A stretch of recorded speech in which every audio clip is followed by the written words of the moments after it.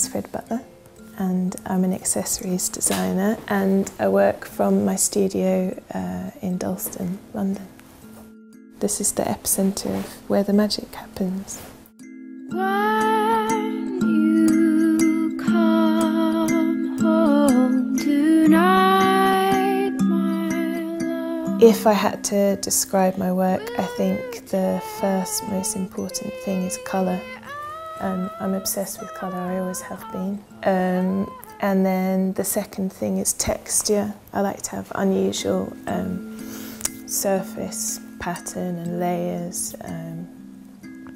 And the other thing is that my pieces they're a bit like a sculpture that, you know, you could wear it or you could take it off and put it on your wall.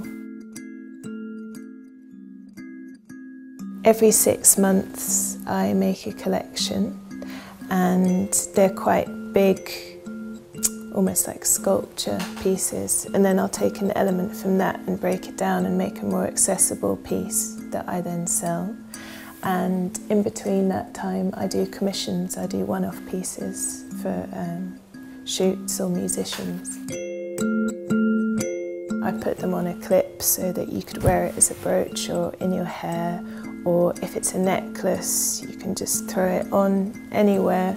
And I like to see the way stylists interpret that when things go off on shoots, and then I see the final thing, I think, God, I wouldn't have thought of doing that. Each season I use a different material, so there'll be a specific colour or look each time. One's been gold, one's been silver, one's been the whole spectrum, one's been iridescent. That's how it is. And that all comes down to the material that I choose that season. You're so good at getting my hopes up, where they don't belong. I can't reach them. I've always liked things matching, and it just happened that I found myself wearing all one colour. And I think it started with pink and blue, and then I just started collecting all the other ones. That's kind of exciting when I wake up, because that's the first thing I think, what colour am I today? And I get hyped about putting it on. My favourite colour is that stuff that I found, that someone kindly gave me. And it's the whole spectrum. That's the best thing in the world. If I could dress all in that every day, I would. This is the dream, to have all the colours. I think I'm positive about most things, but I think it's important that you should wear what you want to. That you wear clothes to enjoy the experience, and not wear something because you've seen it in a magazine.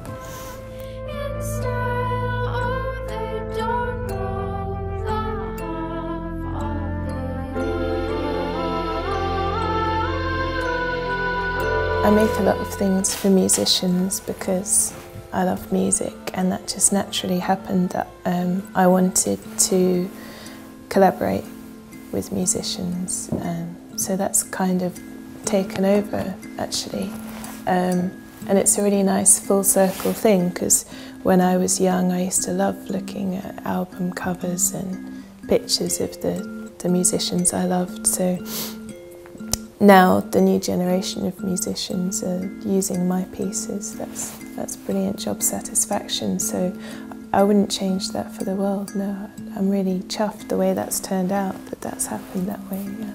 The telephone hat thing was really incredible because it was something I made, and I'm constantly making things, and you know, there's no guarantee it's going to get used. You send things off and they come back, you don't know. And I found out that it had been used, which was exciting. And then I saw a press image of her wearing it, which was really amazing. And then the day the video came out, I sat in my studio with all the, the people that I shared my studio with, and we watched it. It was bonkers, and that was 1 year ago. So next is to do a diffusion with different avenues. So maybe like a big high street thing, and maybe also a young company that have the contacts to do production.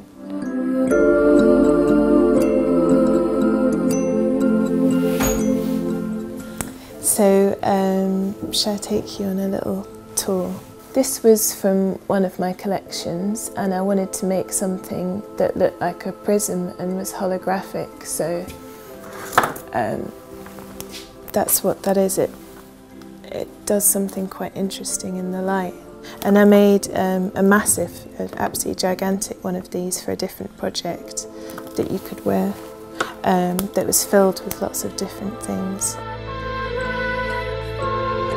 When I'm designing a collection, I always do prototypes out of paper first before I use the final material. All my boxes of bits and bobs, so when I'm working quickly, getting something done to a deadline, I know where it all is, so I can just grab it, get it all out. I've got origami books and books on how to make soft toys and things like that.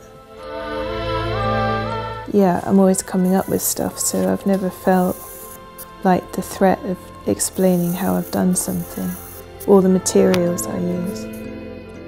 Well, in the first place, when I'm inventing something, that's exciting because all of a sudden it'll be what I want it to be. That's excellent. And then when I have figured it out, that's a relief. And I love doing monotonous stuff. If you've got an afternoon, you're just folding. It's great because then you can start to process all the other stuff. It's quite therapeutic, yeah. I always want to be making. Life is so short. I don't want to expand my business to the point where I'm not doing that anymore, because what's the point? I'm so lucky I've been able to get to the point where I have my own thing. That's all I want to do.